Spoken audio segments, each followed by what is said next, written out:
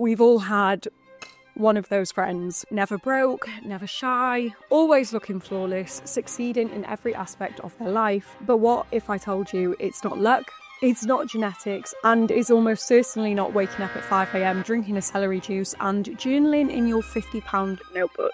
We can all be that woman, because the truth is, the women who actually set themselves apart, the 1% women, live by a completely different set of rules. And today I'm breaking down the 7 habits that make the biggest difference using science. Hello, if you are new here, then my name is Faye. I'm a doctor working in London, and now my life runs like a well-oiled machine. However, that was absolutely not the case. I have failed, I have flopped, I have fallen flat on my face and documented every single step of the way in hopes that I can help others not flop in the same way by being obsessed with the psychology and science behind self-development and living a happier, healthier life. So if that sounds like a little bit of you, then the subscribe button is just down there.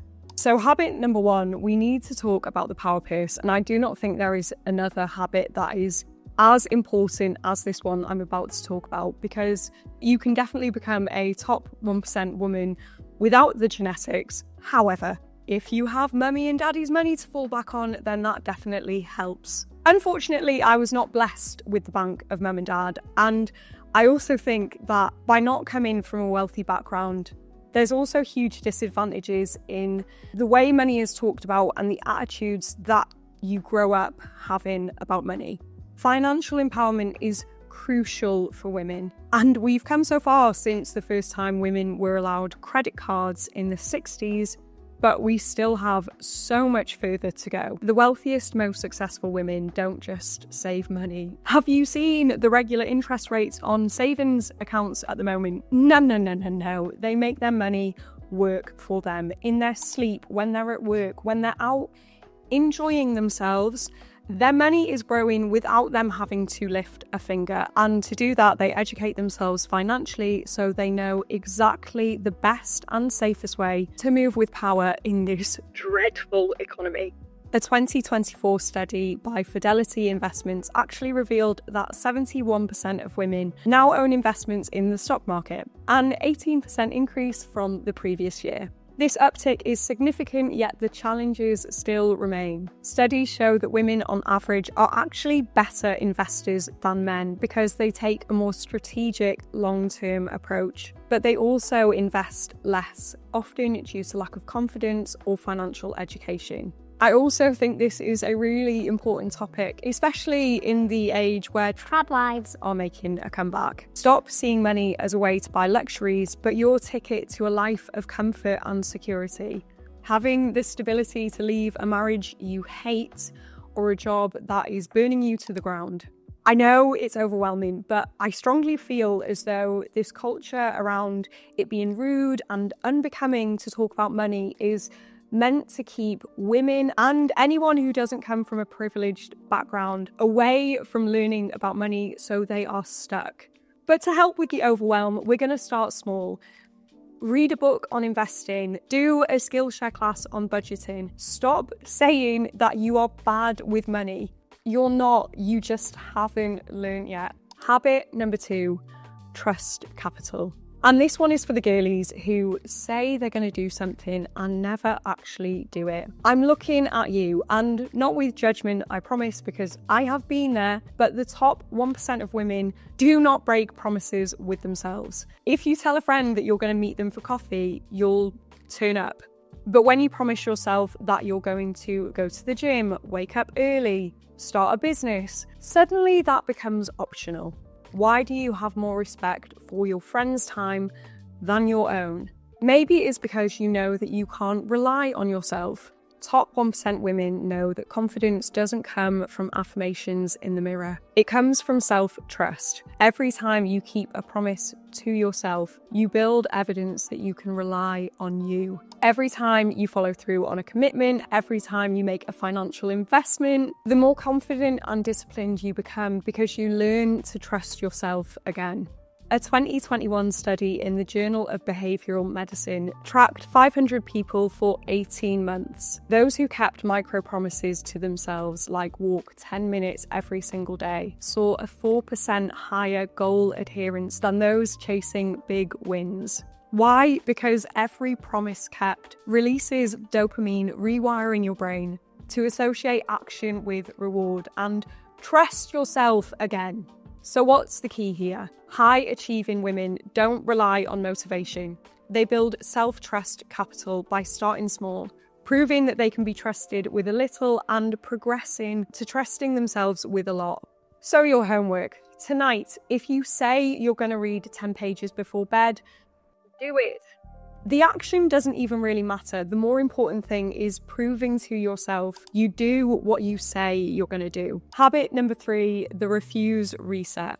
As women, we're taught to be polite, quiet, go along with the flow, pretend to be a little duck floating along the surface whilst our legs frantically kick below. All of this means that women often struggle saying one of the most important words in the English language: no.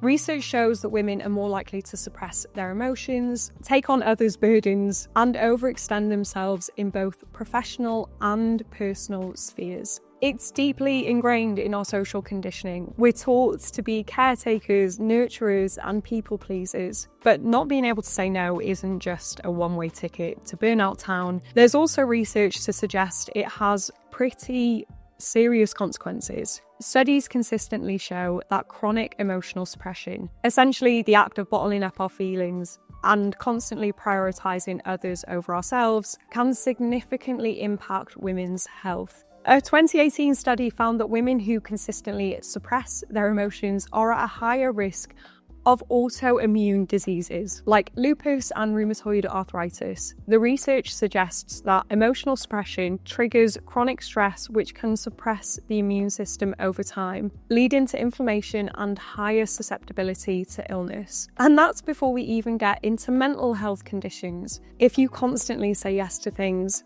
that drain you, then you are running on borrowed energy, and at some point it's gonna run out.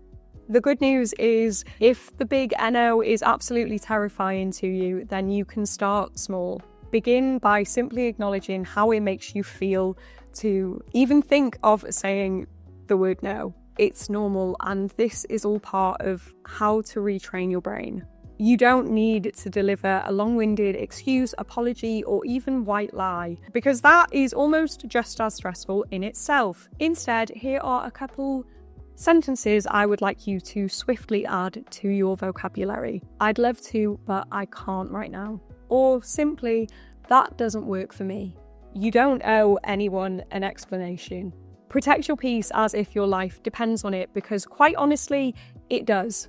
Number 4, the mirror rule. Why do some people fail and others seem to always succeed? The answer may lie in a part of the brain called the visual cortex, and here is how you are going to hijack it. A lot of people fail because they seem to set vague goals like, I want to be successful. But the top 1% women, they get specific. They create a vision so clear that they can see it, they can feel it, and step into it on a daily basis. A 2019 Nature neuroscience study found that vivid mental imagery activates the brain's occipital lobe, which is the vision center, and the prefrontal cortex, which is the planning hub of the brain. This creates a mental blueprint that drives action forward. So what does any of this actually mean? It means that research into cognitive neuroscience shows us that when you visualize something in detail, your brain lights up as if you're actually experiencing it. This strengthens neural pathways, which are the connections within our brain that make your goals feel more achievable, and you go from dreaming to acting. Every year, there are 2 activities I do without fail that help me tap into the visual cortex of my brain. Firstly is the perfect day exercise. This is basically where every single year I write out my perfect day 1 year from now. And I always get into the nitty-gritty specifics of the day. Where I wake up, what does the room look like, what does it smell like, what do I eat for breakfast, what can I see, what can I feel, what are the thoughts going through my head. everything. And then with this clarity I've got from the perfect day exercise, I then move on to create a vision board. I'm sure you've heard of vision boards before, but here's the catch. Generic vision boards do not work.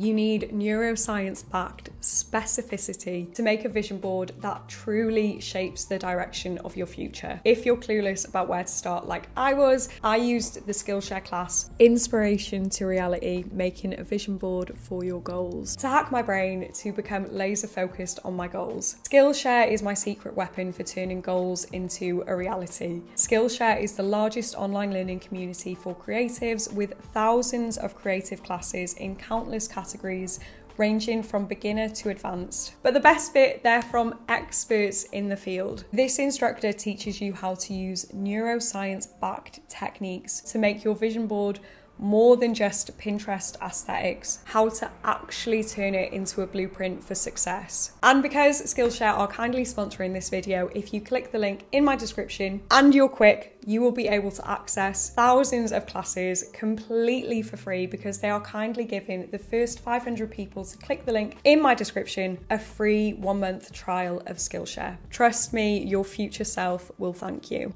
Habit number 5, the energy audit.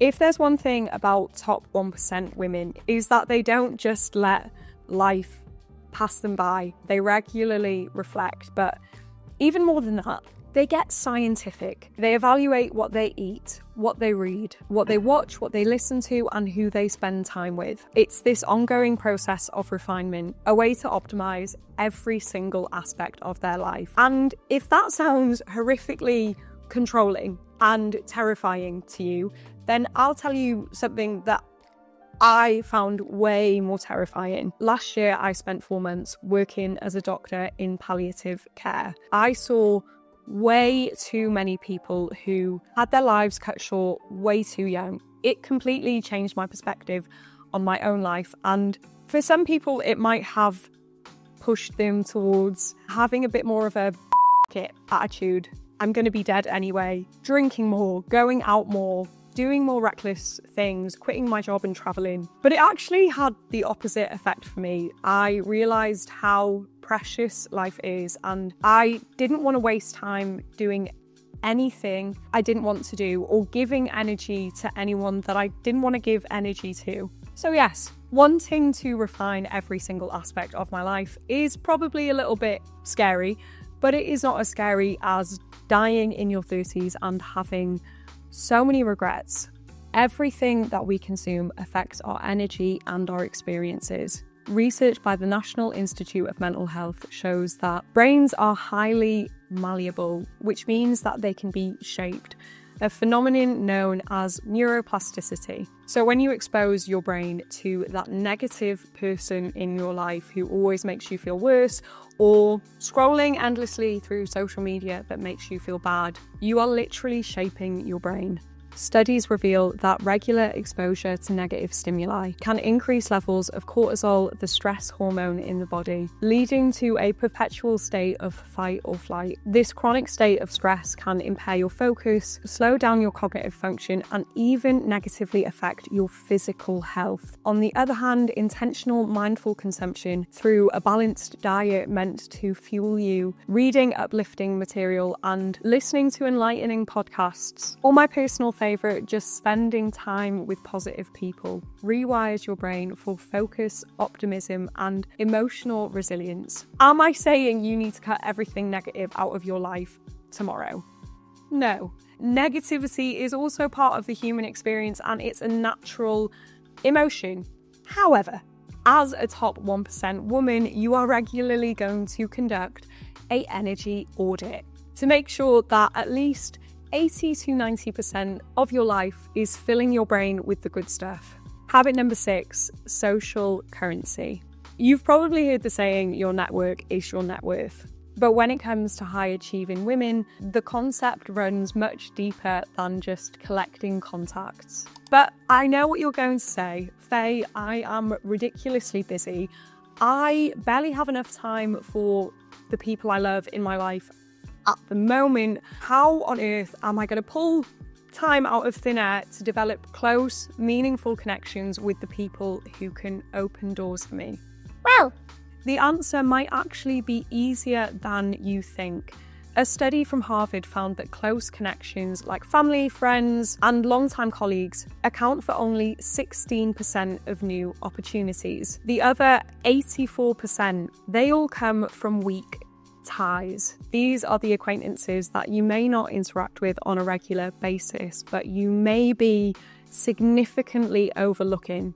The reason weak ties are so powerful is that they expose you to new ideas. A 2020 study found that those with a broader and more diverse network, especially in weaker connections, are more likely to find job opportunities, entrepreneurial ventures, and creative collaborations. In fact, researchers found that weak ties often provide access to information that close ties simply cannot offer, since close circles tend to share similar information, perspectives, and resources. I used to get so stressed out whenever I went to a networking event because I felt as though I had to become best friends with everyone, and I do not have the emotional capacity for that. Then networking events became overwhelming and I shied away from them, and I just felt as though it wasn't for me and gave it up.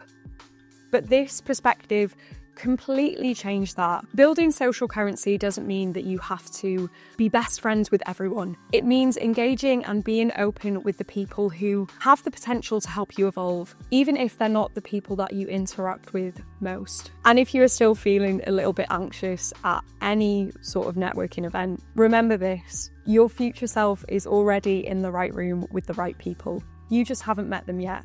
Finally, habit 7. I know I said habit 1 was probably the most important, but I actually think this one is. We need to talk about the bounce back code. If I ever failed in the past, I always used to take that as a sign that it wasn't cut out for me. So, for example, if I gave up on a New Year's resolution to go to the gym every morning, I wasn't sporty. If I failed an exam when I was trying to get into medical school, I wasn't smart enough. Or if I made a video on YouTube and it kind of flopped, my YouTube career was over. It was time to turn off the camera and go back to my normal job until probably the most important realization of my adult life. I'm going to say this once, and I'm going to need you to listen really, really, really hard. High achievers know that failure is not an end point. It is just a step forward on their path for success. Every single time we fail, we have another data point. Why didn't I stick to that New Year's resolution, and what can I learn from it? Why did I fail on that exam, and what can I learn from it?